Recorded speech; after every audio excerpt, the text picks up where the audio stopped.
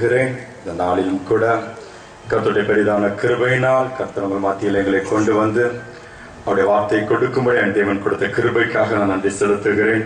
அன்போடு அழைத்த அருமையான போதகர் மற்றும் பாஸ்டேட் கமிட்டி செக்ரட்டரி, ட்ரெஷரர் மற்றும் உறுப்பினர்கள், சபை மக்கள் ஒவ்வொருவருக்கும் எனது நன்றியை தெரிவித்துக் கொள்கிறேன். இப்பொழுது ஆண்டவர் நம்மோடு கூட பேசும்படியாய் அப்படியே கண்களை மூடி நாம் ஆண்டவரை நோக்கி பார்க்கலாமா? நம்முடைய இருதயங்களை ஆயத்தப்படுத்துவோம். நம்முடைய தேவன் நம்மோடு கூட பேசுகிறவா, நம்மை பலப்படுத்துகிறவனுடைய ஜலத்தின் மேல் அசைவாடினவா, நம்ம மேல அசைவாடும்படியாய் காலத்தை முழுவதுமாக ஒப்பு கொடுப்போமா? ஜலத்தின் மேல் அசைவாடிய தூய தேவாவியே,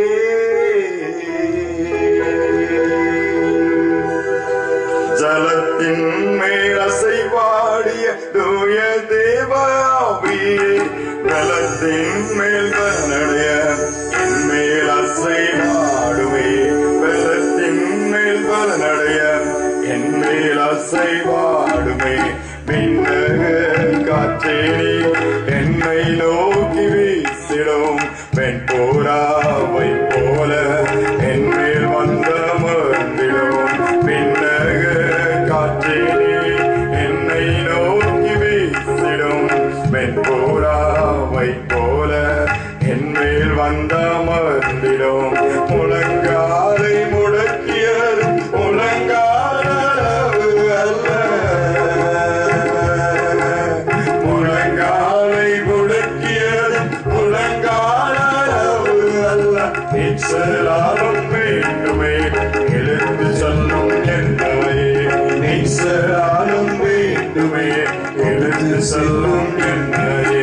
விண்ணக காற்றேனி என்னை நோக்கி வீசிடும் வெண்போராவை போல என் மேல் வந்த மறந்திடும். விண்ணக காற்றேனி என்னை நோக்கி வீசிடும் வெண்போராவை போல என் மேல் வந்த மறந்திடும். அக்கினி அபிஷேகம் இன்னும் வேண்டும் தெய்வமே, அக்கினி அபிஷேகம் இன்னும் வேண்டும் தெய்வமே. என்னாலும் என் பாத்திரம் நிரம்பி வழிய செய்யுமே, என்னாலும் என் பாத்திரம் நிரம்பி வழிய செய்யுமே. விண்ணக காற்றேனி என்னை நோக்கி வீசிடும் வெண்போராவை போல என் மேல் வந்த மறந்திடும். விண்ணக காற்றேனி என்னை நோக்கி வீசிடும் வெண்போராவை போல என் மேல் வந்த மறந்திடும்.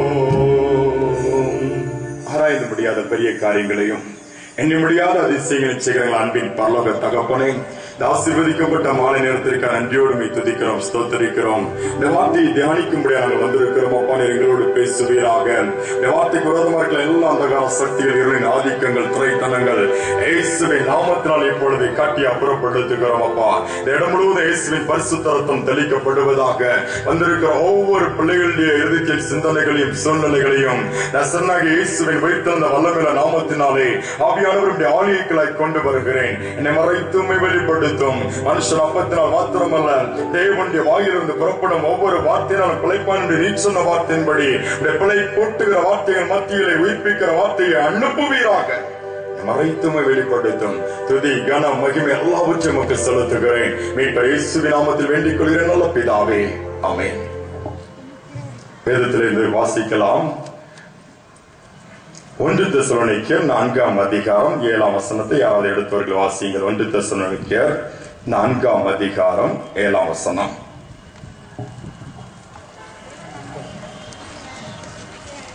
தேவன் நம்மை அசுத்தத்திற்கு அல்ல பரிசுத்தத்திற்கே அழைத்திருக்கிறார். ஆண்டவருடைய அழைப்பை குறித்து உங்களோடு கூட நான் பேச விரும்புகிறேன். தேவன் நம்மை சொல்லி நம்மை குறித்த ஒரு காரியத்தில் சொல்லப்பட்டிருக்கிறது. இந்த உலகத்திலே எத்தனையோ பாதைகள் உண்டு, ஆனாலும் நீங்களும் நானும் போவதற்கு தேவன் ஒரு பாதையை ஏற்படுத்தி வைத்திருக்கிறார். அதை நாம் சரியாக புரிந்து கொண்டு அதிலே காலெடுத்து வைப்போம் என்று சொன்னால் நாம் தேவனுடைய சித்தத்தை நிறைவேற்றுவதோடு மட்டுமல்ல, அந்த திட்டத்தை முடிக்கிறவர்களாய் மாறிவிடுவோம். பார்க்கும் பொழுது அசுத்தத்திற்கு அல்ல பரிசுத்தத்திற்கு, அதாவது அசுத்தத்திலிருந்து பாவத்திலிருந்து பரிசுத்தத்திற்கு அழைக்கிற தேவன் என்கிற ஒரு தலைப்பில் இன்று உங்களோடு நான் பகிர்ந்து கொள்ள ஆசைப்படுகிறேன். ஒரு அநேக நேரத்தில் அநேக இடங்களில் ஆசீர்வாதங்களை குறித்தே கேள்விப்படுகிறேன். ஆசீர்வாதமா இருப்பா என்று சொல்லி அழகாக நான் சொல்லிவிட்டு கடந்து போகலாம். இந்த பெரிய பிரச்சனை என்னவென்று சொன்னால், பெற்றுக்கொண்ட ஆசீர்வாதத்தை நம்மால் தக்க வைத்துக் கொள்ள முடியவில்லை. நன்றாக வசதியாக வாழ்ந்து கொண்டிருக்கிறார்கள், நல்ல இடத்தில் வேலை செய்கிறார்கள், நல்ல இடத்தில் திருமணம் கூட பண்ணி வைத்து பிள்ளைகளை பார்த்து அழகு பார்த்து ரசித்த குடும்பங்கள் கூட இன்று ஒன்றுமில்லாமல் வெறுமையாக வண்ணாந்தரத்திலே தெருவிலே நிற்கக்கூடிய ஒரு காலகட்டத்தை நாம் பார்க்கிறோம். நேற்று தினத்தில் பார்க்கும்போது நல்ல வசதி இன்றோ கஷ்டப்படுகிறார்கள் என்று நம் காதுகளில் கூட கேட்கிறோம். அநேகம் நாம் பெற்றுக்கொண்ட ஆசீர்வாதங்கள் நம்மை விட்டு கடந்து போய்விடுகிறது. அநேக நேரத்தில் ஆசீர்வாதத்துக்கு பதிலாக நம்ம வாழ்க்கையிலே நஷ்டங்களும் கஷ்டங்களும் கண்ணீரும் தான். எவ்வளவுதான் பார்த்தால் ஒரு சந்தோஷமற்ற ஒரு வாழ்க்கை, ஒரு நிம்மதியற்ற வாழ்க்கை, ஒரு சமாதானமற்ற வாழ்க்கை தான் இந்த கிறிஸ்தவ குடும்பங்களிலே பார்க்க முடிகிறது.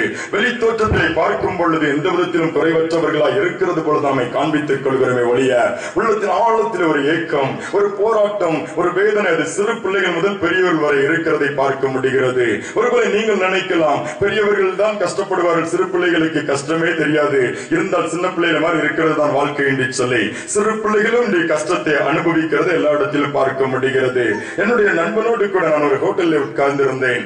ரொம்ப நாள், மிக அநேக வருடங்களுக்கு பின்பு அவனை நான் சந்தித்தபடியினால் அந்த நண்பன் வா எங்கேயாவது உட்கார்ந்து கொஞ்ச நேரம் பேசலாம் என்று சொல்லும் பொழுது, ஒரு டீ ஷாப்புக்கு போய் காஃபி நாங்கள் ஆர்டர் பண்ணி உட்கார்ந்து இருக்கும் பொழுது, பேசும் பொழுது ஏதாவது டிஃபன் சாப்பிடலாம் என்று சொன்னால் ஒன்று வேண்டாம் கொஞ்ச நேரம் பேசலாம் என்று சொல்லும் பொழுது, ஒரு சிறு பையன் தான், மிஞ்சி போனால் ஒரு 12 வயது இருக்கும். அந்த பையன் அந்த ஹோட்டலிலே இந்த கிளீனிங் ஒர்க் அவன் பண்ணி கொண்டு இருந்தான். மிகவும் சுறுசுறுப்பாய், மிகவும் சந்தோஷமாய், மிகவும் உற்சாகமாய் ஓடி ஓடி அங்கேயும் ஓடிக்கொண்டு என்ன சார் வேணும் என்று சொல்லி கேட்கும் பொழுது அவ்வளவு உற்சாகமாய் இருந்தான். சொன்னதை ஆர்டர் பண்ணி நான் கொடுத்து வைத்து அருகில் நின்று கொண்டிருக்கும் பொழுது அவன் தோளின் மேல் கையை வைத்து கேட்டேன், தம்பி நீ எங்கிருந்து, நான் ஒரே ஒரு வார்த்தை முதலில் கேட்டேன், ஏன் தம்பி நீ படிக்க கூடாது, அந்த 12 வயதிலே ஹோட்டல் வேலைக்கு வந்து விட்டாய் என்று சொல்லி அவ்வளவுதான் ஒரு கேள்வியை கேட்டேன். கண்களில் தாரை தாரையாய் கண்ணீர் வடிய ஆரம்பித்து விட்டது. தாரை தாரையாய் கண்ணீர் வடிந்து ஆரம்பித்தவுடன் அவன் ஆள ஆரம்பித்து விட்டான். நான் படிக்கணும்னு தான் நினைச்சேன், முடியல. உன்னுடைய நிலைமை என்னன்னு சொல்லும் பொழுது அவனுடைய பெயரை சொன்னான். என்னுடைய ஊர் தூத்துக்குடி மாவட்டத்தில் உள்ள ஒரு கிராமம். என்னுடைய தகப்பன் மீன் பிடிக்கிற தொழிலை செய்கிறவர், என் தாய் வீட்டு வேலை செய்கிறவர், ஒரு தங்கச்சி எனக்கு இருக்கிறார். என் தகப்பன் நன்றாக குடிக்கிறவன், குடித்து விட்டு வெறித்து விட்டு எப்பொழுதாவது உள்ளே படகிலே மீன் பிடிக்க போவார். மற்ற நாட்கள் நான் குடித்து வீட்டிற்கு வந்து என் தாயை அடிப்பார், என்னை அடிப்பார், என் தங்கச்சியும் அடிப்பார். எங்களை படிக்க வைப்பதற்கு வழி இல்லை, பணம் இல்லை, வசதி இல்லாத ஒரு நிலைமையில கண்ணீரோடு தான் கஷ்டப்படுகிறோம். நான் சென்னை பட்டணத்திற்கு வந்ததின் நோக்கமே என் தங்கச்சி எப்படியாவது படிக்க வைக்க வேண்டும் என்று சொல்லி எனக்கு ஒரு பாரம், எனக்கு ஒரு ஏக்கம் இருந்தது.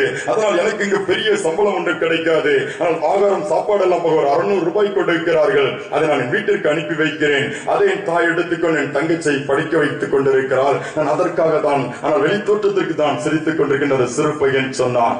உட்கார்ந்திருக்கிற என் அன்பு பெற்றோர்களே, என் அன்பு வாலிப பிள்ளைகளே, உங்கள் வாழ்க்கையிலும் கூட ஏதோ ஒரு துக்கம், ஏதோ ஒரு ஏக்கம், ஏதோ ஒரு வெறுமை, எதைத்தான் செய்து திருப்தியற்ற ஒரு நிலைமை, ஒரு சந்தோஷமற்ற நிலைமையிலே எதற்கோ வாழ்ந்து கொண்டிருக்கிறோம். அர்த்தம் இல்லாமல், வழி தெரியாமல், பாதை தெரியாமல், ஏதோ பிறந்தேன், ஏதோ வளர்ந்தேன், ஏதோ இருக்கிறேன் என்று சொல்லி இந்த இடத்துல நீங்கள் உட்கார்ந்து கொண்டிருக்கலாம். உங்கள் வேதனைக்கு ஒரு காரணம் இருக்கிறது, உங்கள் நிம்மதியை இழந்து போனதற்கு ஒரு காரணம் இருக்கிறது, உங்கள் வாழ்க்கையில வெறுமையான பகுதியில் கடந்து வந்ததற்கு ஒரு காரணம் இருக்கிறது. ஏன் என்று சொல்லி இன்று அதை பார்த்து அதிலிருந்து விடுதலை பெற்று ஒரு நிரந்தரமான ஒரு சந்தோஷம், ஒரு நிம்மதி, ஒரு விடுதலையின் வாழ்வை தேவன் வைத்திருக்கிறார். அதை பெற்றுக் கொள்வதுதான் மிகப்பெரிய ஒரு ஆசீர்வாதம். இந்த உலகத்தில் அதை காட்டிலும் வேறொரு ஆசீர்வாதம் எங்குமே இருக்க முடியாது. பணம் பணம் என்று மனிதன் ஓடிக்கொண்டிருக்கிறான், பணத்திற்காக எதையும் செய்யவும் துணிந்து விட்டான். அப்படிப்பட்ட காலகட்டத்திலே வேதம் சொல்லுகிறது, பணம் தேவைதான், ஆனால் பண ஆசை என்பது எல்லா தீமைக்கும் மேலா இருக்கிறது என்று வேதம் சொல்லுகிறது. எந்த ஒரு மனிதனுக்கு பணத்தின் மேல் ஆசை, மற்ற உலகத்தின் காரியங்களில் ஆசை வரும் என்று சொன்னால் அவன் அங்குதான் பாவத்திற்கு ஒரு முதல் அடி எடுத்து வைக்கிறான். பாவம் செய்வதற்காக முதல் ஸ்டெப் அங்குதான் எடுத்து வைக்கிறான். அங்குதான் அவனுடைய பாதை மாறிவிடுகிறது, அங்குதான் தடம் மாறுகிறான், அங்குதான் அவனுடைய நினைவுகள் மாறுகிறது.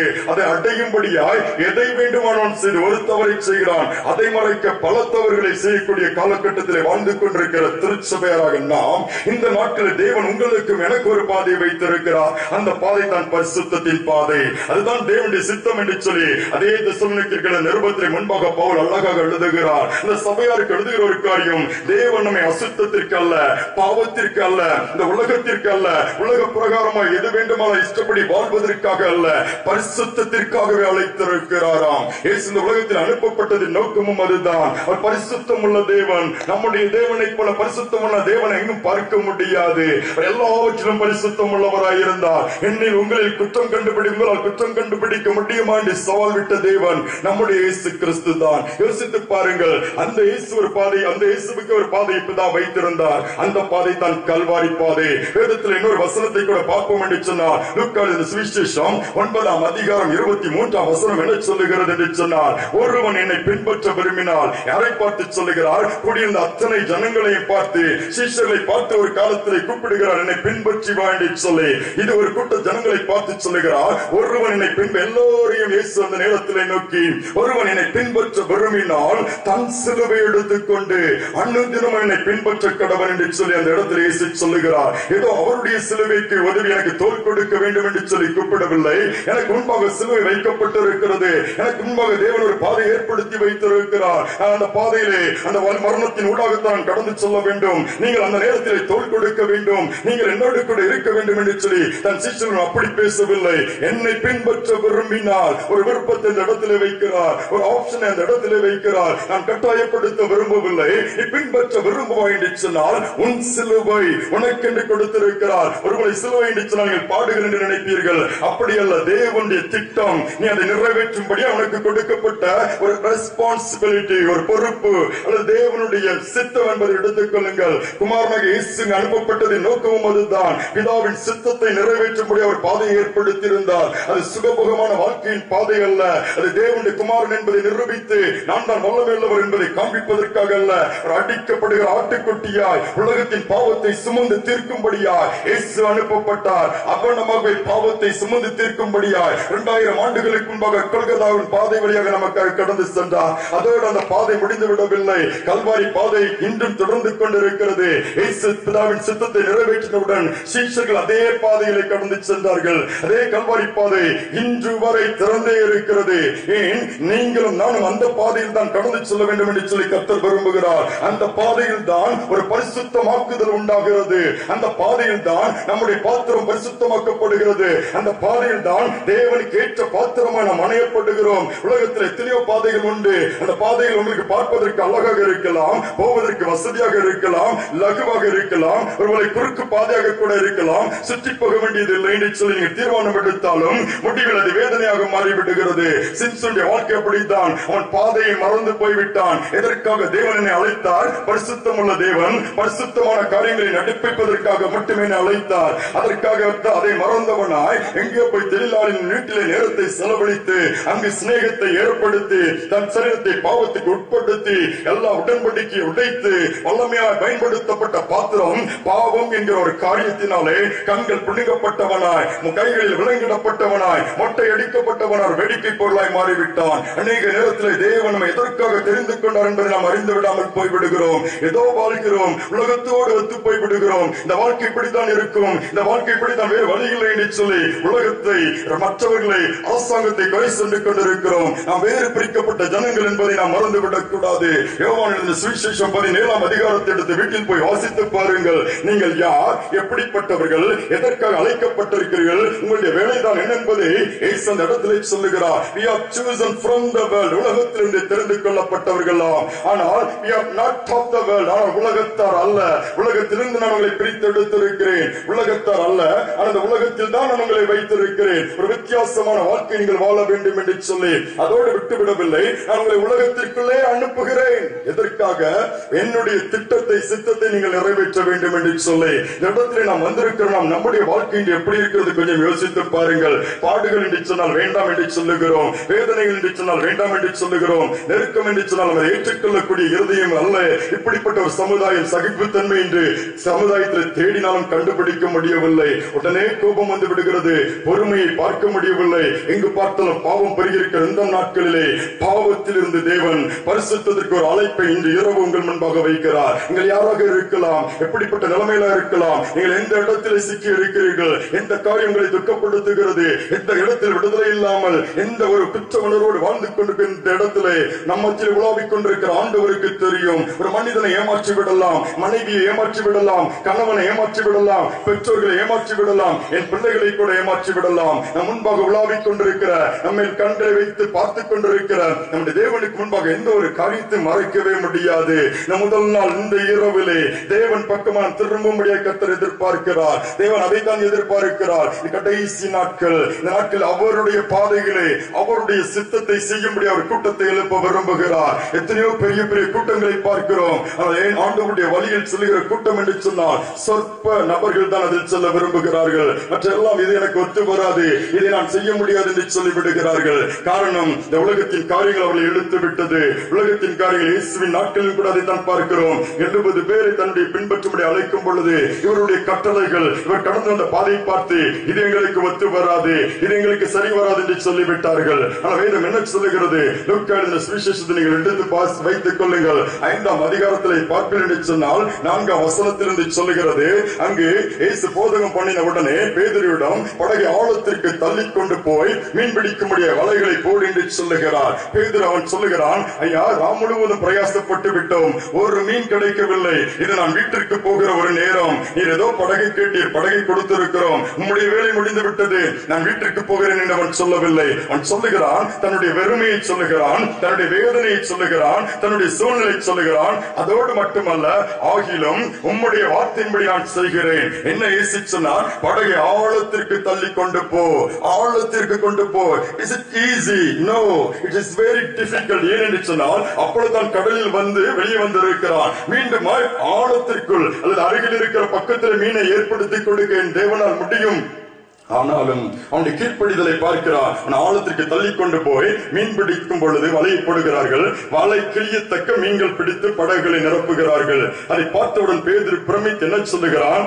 இயேசுவை பார்த்து கையெடுத்து கும்பிடுகிறான். நான் பாவியாகிய மனிதன், என்னை விட்டு நீர் போய்விட வேண்டும் என்று சொல்லி, நான் பாவியாகிய மனிதன், I am unworthy to receive this miracles, இந்த அற்புதத்தை பெற்றுக்கொள்ள நான் தகுதியில்லை ஆண்டவரே, leave me, என்னை விட்டுவிடும், நீ போய்விடும் என்று சொல்லும் பொழுது இயேசு அவனை பார்த்து சொல்லுகிறார், இது முதல் நீ மனுஷனை பிடிக்கிறவனாய் மாற்றுவேன். அங்குதான் ஒரு ஆரம்பம் ஏற்படுகிறது. இதுவரை நீ பாவியான மனுஷனாய் இருந்தால், இதுவரை உன் வாழ்க்கை இப்படி இருந்தது, இனி நீ என்னை பின்பற்றி வா, நான் உன்னை மனிதனாய் பிடிக்கிறவனாய் மாற்றுவேன் என்று சொல்லுகிறார். இங்குதான் தேவனுடைய திட்டம் அங்கு வெளிப்படுத்தப்படுகிறது. God has a plan. உங்கள் வாழ்க்கையில் ஒவ்வொரு வாழ்க்கையிலும் தேவன் ஒரு திட்டத்தை வைத்திருக்கிறார். நீங்கள் பிறந்து வளர்ந்தது ஏதோ ஒரு பட்டணமாக இருக்கலாம், ஏதோ ஒரு பகுதியாக இருக்கலாம், ஏதோ ஒரு மாவட்டமாக இருக்கலாம், ஏதோ ஒரு கிராமமாக இருக்கலாம். எங்கோ பிறந்து இங்க நான் பிழைப்பு தேடி வந்திருக்கிறேன், எங்கோ பிறந்து நாங்கள் இங்க வந்து செட்டில் ஆகிவிட்டது, எதுவாக இருந்தாலும் தேவன் உங்கள் வாழ்க்கையில் ஒரு திட்டத்தை வைத்திருக்கிறார், ஒரு நோக்கத்தை வைத்திருக்கிறார். பேதுருவை கூப்பிடுகிறார், வாங்கி சொல்லும் பொழுது எல்லா வேதம் சொல்லுகிறது அடுத்த வசனங்களிலே,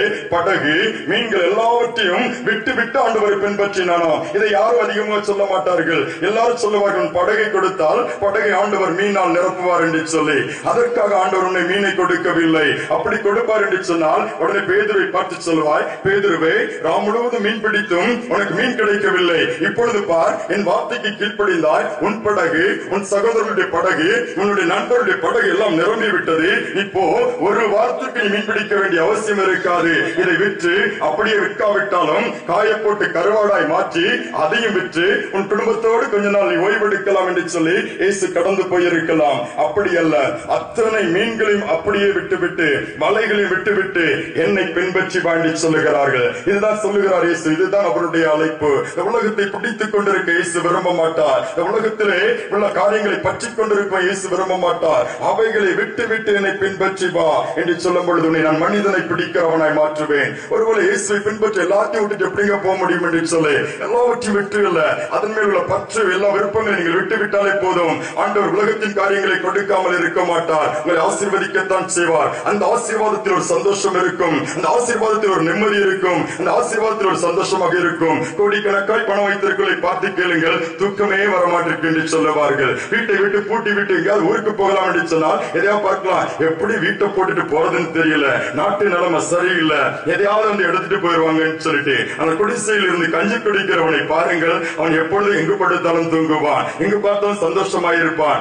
நாளை தினத்தை குறித்து கவலைப்பட மாட்டான். ஆனால் நாம் ஏன் நிம்மதியற்று வாழ வேண்டும் என்று சொல்லிதான் ஆண்டவர் விரும்புகிறார், எதிர்பார்க்கிறார். நாளை தினம் கர்த்தருடைய கரத்தில் கொடுத்து விடுங்கள். இந்த ஆண்டவர் எதிர்பார்க்கிறது அவரை பின்பற்றும்படியாய். ஏன் பாவத்திலே வாழ்ந்த நாட்கள் போதும், பாவத்திலே முடங்கி கிடந்த நாட்கள் போதும். பேதுருடைய வாழ்க்கைக்கு வருகிறேன். ஆனால் திரும்ப அவர் பின்பற்றும் பொழுது கூட கடைசியாக என்ன நடக்கிறது? மத்தேயுவோடு நிறைய பேர் வருகிறார்கள் சீஷர்கள். குறிப்பிட்ட காலகட்டத்திற்கு பிறகு அவர்கள் பின்பற்ற முடியவில்லை.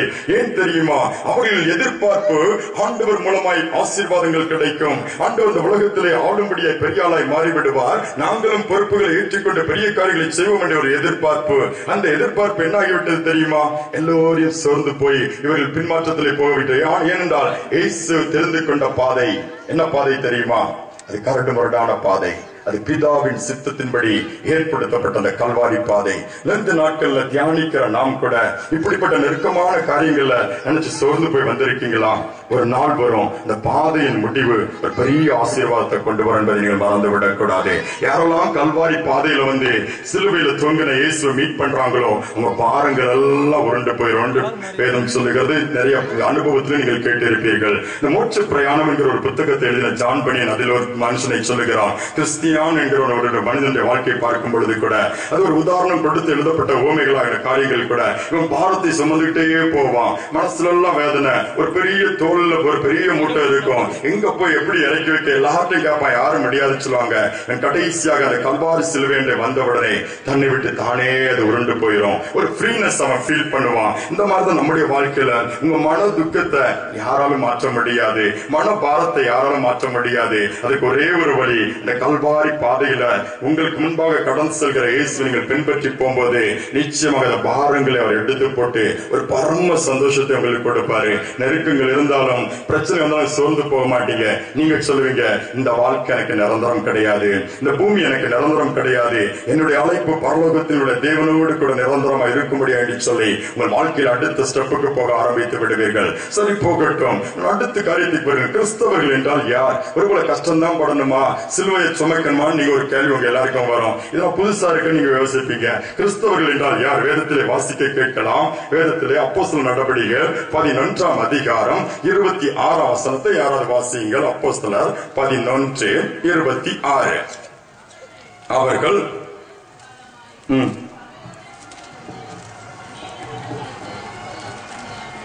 அநேக ஜனங்களுக்கு உபதேசம் பண்ணினார்கள். யாருக்கு கிறிஸ்தவர்கள் என்று பெயர் வந்து விட்டதா? சீஷர்களுக்கு. சீஷர்களுக்கு கிறிஸ்தவர்கள் என்று சொன்ன கிறிஸ்டியன்ஸ் கேட்டா சொல்லுவாங்க, அவன் கிறிஸ்துவை உடையவர்கள், கிறிஸ்துவுக்கும் நிறைய வியாக்கியானம் சொல்லுவாங்க. இருக்கட்டும், வாட் தி பைபிள் சேஸ், சீஷர்களுக்கு கிறிஸ்தவர்கள் என்று சொல்லி பெயர் வந்ததாம். யார் இந்த சீஷர்கள்? வேதத்தில் அடுத்த ஒரு வசனத்தை வாசிக்கலாம். லூக்கா சுவிசேஷம் 14ஆம் அதிகாரம் 27ஆம் வசனத்தை வாசிப்போம். லூக்கா 14:27 அழகாக சொல்லப்பட்டிருக்கிறது. தன் சிலுவையை சுமந்து கொண்டு எனக்கு பின் செல்லாதவன். அப்ப சிலுவையை சுமந்துட்டு பின் செல்லலாம் சீஷனே கிடையாதான். இப்ப யார் சீஷன்? சிலுவையை சுமக்கிறவன் தான் சீஷன். சிலுவையை சுமக்கிறவன் தான் கிறிஸ்தவங்க. சீஷனாக சீஷர்கள் தான் கிறிஸ்தவர்கள் என்கிற பெயர். சீஷர்கள் என்று சொன்னால் சிலுவையை சுமக்க வேண்டும். அடுத்து அதே இதில் பார்க்கும் பொழுது கூட அடுத்து சொல்லப்பட்டிருக்கிறது. அப்படி கீழே பார்க்கும் பொழுது வசனங்கள் சொல்லுகிறது, உங்களில் எவனாகிலும் தனக்கு உண்டானவர்கள் எல்லாம் வெறுத்து விடாவிட்டால் அவன் எனக்கு சீஷனாய் இருக்க மாட்டான். இன்னொரு வசனத்தை கூட வாசிக்கலாம். 1 பேதுரு 4:16. 1 பேதுரு 4:16.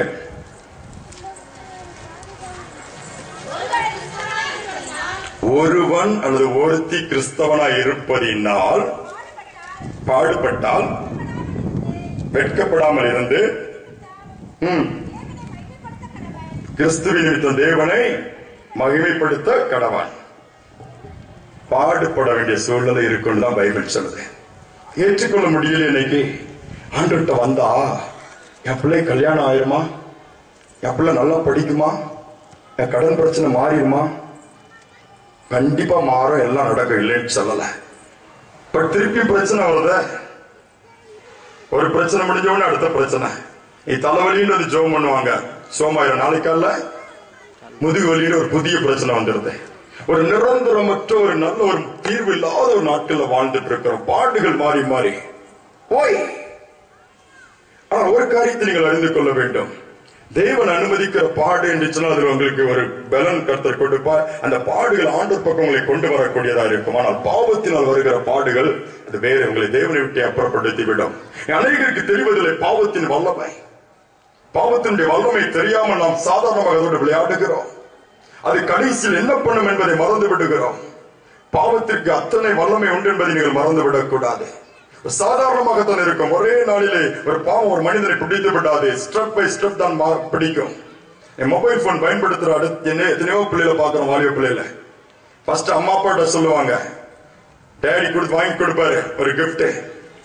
கொடுத்த உடனே நீங்க டேடி நீங்க பண்ற கால் மட்டும் தான் அட்டன் பண்ண, வேற எதுவும் பேச மாட்டேன்னு சொல்லுவோம். அந்த பிள்ளை அப்படிதான் செய்ய தொடக்கத்துல.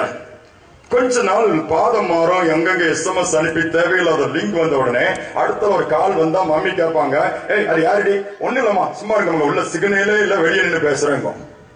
அதுக்கு முன்னாடி எல்லாம் உள்ள சிக்னல் இருந்திருக்கும். ஒரு காலத்துல இந்த தாத்தா பாட்டிலாம் பைபிள தலைமாட்டில் வச்சிருப்பாங்க படுக்கும் போது. ஊர் நாட்டு பழக்கம். இதுல ஒரு மந்திரமும் கிடையாது, ஒண்ணும் கிடையாது. அவனுடைய வார்த்தை உள்ள போனதான் வல்லமை. ஆனாலும் அவங்களுடைய ட்ரெடிஷன் படி அப்படி இருக்கட்டும், பிள்ளைகிட்ட அவனுடைய வார்த்தை இருக்கட்டும் வச்சு. இப்ப எது இருக்கு தெரியுமா? தலையான பக்கத்துல மொபைல் போன் தான் இருக்கும். தடவி பிடிச்சி நைட்ல கூட யாராவது வேண்டியவங்க மெசேஜ் அனுப்பலாம், உங்களுக்கு தூக்கமே வராது. குட் நைட் அது பேட் நைட்டா மாறிடும். Beginning that's good, but at the same time step by step இந்த பாவம் என்ன பண்ணுது தெரியுமா? கவுத்திராது. பெரியவங்களுக்கு அதுக்கு விதிவிலக்கு இல்லை. இன்னைக்கு அப்படித்தான் பாவம் உள்ளே வருகிறது. பாவம் ஒரு விருப்பத்தின் காரணத்தினால் உள்ளே வருகிறது. இந்த பாவத்தின் காரியம் வேதம் என்ன சொல்கிறது? தொடர்ந்து பிடிக்கக்கூடிய ஒரு வல்லம் அது கொண்டான். பாவங்களை மறைக்கிறவன் வாழ்வடைய மாட்டான், அவைகளை அறிக்கை செய்து விட்டு விட்டுகிறவன இறக்கம் வருவான் என்று நீதிமொழிகள் 28 வேதம் சொல்லுகிறது. நாம் வாழ்வடையாதபடி அது செய்துவிடும். தேவனுடைய பிரசனத்தை விட்டு தேவனுடைய சமூகத்தை விட்டு தள்ளிவிடும்.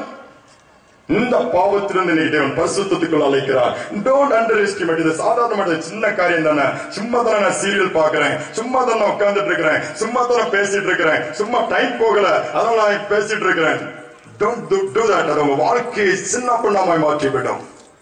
ஏதேன் தோட்டத்துக்கு நீங்க திரும்பி பார்ப்பீங்கன்னு சொன்னால் ஆதியாகமம் 3ஆம் அதிகாரத்திலே 4, 5, 6, 7 வசனம் சொல்லுகிறது. 1 வசனத்தில் பார்க்கும் பொழுது பிசாசானவன் ஏவாளிடம் பேச்சு கொடுத்து அந்த ஜீவ விருட்சத்தின் கனி அடுத்த நன்மை தீமை அறியத்தக்க கனிகள் பக்கத்திலே நிறுத்தி அதை குறித்து பேசுகிறான். பேசும் பொழுது அந்த கான்வர்சேஷன் போகும் பொழுது வேதம் சொல்லுகிறது ஏவாளுக்குள் ஒரு விருப்பம் ஏற்படுகிறது. எப்படி அதை பார்க்கிறாள்? அதை இச்சிக்கத்தக்க விதத்திலே பார்வைக்கு அழகாக இருக்கிறது, புசிப்புக்கு ஏற்றதா இருக்கிறது. இவளால் கட்டுப்படுத்த முடியவில்லை. இந்த வார்த்தைகளை தூண்டிவிட அதை பறித்து புசித்து தன் கணவனுக்கும் கொடுக்கிறார். அங்குதான் பாவம் வருகிறது. ஏற்கனவே தேவன் திட்டமும் தெளிவா சொல்லிவிட்டார். whatever you want in this garden, இந்த தோட்டத்திலே நீ எது வேண்டுமானாலும் புசிக்கலாம், என்ன வேண்டுமானாலும் செய்யலாம், except one tree, ஒரே ஒரு மரத்தை தவிர எல்லா சுதந்திரங்கள் கொடுக்கப்பட்டு விட்டது. ஆனால் அந்த ட்ரீயின் கனி, அந்த மரத்தின் கனியை தாங்கள் பறித்து புசித்து தேவனுக்கு விரோதமாய் பாவம் செய்தால் கண்கள் திறக்கப்பட்டது, வெளியே அனுப்பப்பட்டால் என்ன சொல்லப்பட்டிருக்கிறது? பாவம் செய்தவுடனே தேவனுடைய பிரசனத்தை விட்டு தூரமாக இந்த பாவங்களை கொண்டு போய்விட்டது. தினமும் தேவன் சத்தத்தை கேட்டு தேவனோடு உலாவின பழகின அந்த பிள்ளைகள் இன்னைக்கு ஒளிந்து கொண்டார்கள். ஒரு பயம் அவர்களுக்குள் வந்து விட்டது. பாவம் என்ன செய்யும்? உங்களை தேவனுடைய பிரசன்னத்தை விட்டு தூர கொண்டு போய்விடும். தேவனுடைய பிரசன்னத்தை உங்களால் அனுபவிக்க முடியாது. We are in God's presence. ஆண்டவருடைய சமூகத்தில் இங்கே இருக்கிறோம். மத்தேயு 18ஆம் அதிகாரம் 19, 20 என்ன சொல்லுகிறது?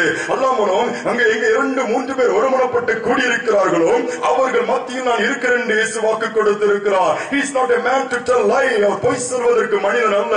அவர் சொன்னபடி நம் மத்தியில் அவர் உலாவிக் கொண்டிருக்கிறார். உன்னால் இன்னைக்கு தேவனுடைய பிரசன்னத்தை அனுபவிக்க முடிகிறதா? ஒரு காலத்தில் ஜெபிக்கும் பொழுது ஆண்டவருடைய பிரசன்னத்தை அனுபவித்த நீ ஒரு காலத்தில் அவனத்தில் வந்து ஜெபிக்கும் பொழுது கண்ணீர் விட்டு கதறும் பொழுது ஒரு பெரிய திருப்தி, ஒரு பெரிய சமாதானம், ஒரு பெரிய நம்பிக்கை. ஆண்டவரின் ஜெபத்தை ஏற்றுக்கொண்டார், என் விண்ணப்பத்துக்கு பதில் கொடுத்திருக்கிறார், என் குடும்பத்தை பார்த்துக் கொள்வார் என்கிற தைரியம் இன்று உங்களுக்குள் இருக்கிறதா? ஒவ்வொரு நிமிடம் பயந்து கொண்டே இருக்கிறீர்களே, ஒவ்வொரு நிமிடம் வாழ்க்கையிலே சமாதானம் இல்லையே, ஒரு பதற்றம், ஒரு தட்டுமாற்றம். ஏன்? தேவனுடைய பிரசனங்கள் இருதயத்துக்குள்ள இல்லை, தேவனுடைய பிரசனம் அனைத்து கூடாரங்களுக்குள்ள இல்லை. இதனால் வீட்டிலே சமாதானம் இல்லை. சின்ன சின்ன காரியங்களுக்கு கணவன் மனைவிக்கு தகராறு, பிரச்சனைகள், மனஸ்தாபங்கள், சின்ன சின்ன காரியங்களுக்காக பிள்ளைகளுக்கு பெற்றோர்கள் ஒரு பெரிய போராட்டம் வெடித்து விடுகிறது. காலையிலிருந்து சாயங்காலம் வரை ஒவ்வொரு நாளும் செத்து செத்து வாழ்கிறேன் சொல்கிற நிலைமை. ஏன்? உங்கள் குடும்பத்திலே தேவனுடைய பிரசனம் இல்லை, உங்கள் குடும்பத்திலே தேவன் உலாவவில்லை. காரணம் தேவன் விரும்பாத ஏதோ ஒரு காரியம் குடும்பத்திற்குள் வந்து விட்டது. தேவன் விரும்பாத ஏதோ ஒரு காரியம் நடந்து கொண்டு இருக்கிறது. அங்கு ஏதேன் தோட்டத்திலே தேவன் அதே இடத்தில் வந்து இறங்கி ஆதாம் ஏவாளை தேடுகிறார். அங்கு ஆதாம் ஏவாள் இல்லை. கூப்பிடுகிறார், ஆதாமே எங்கே இருக்கிறார்?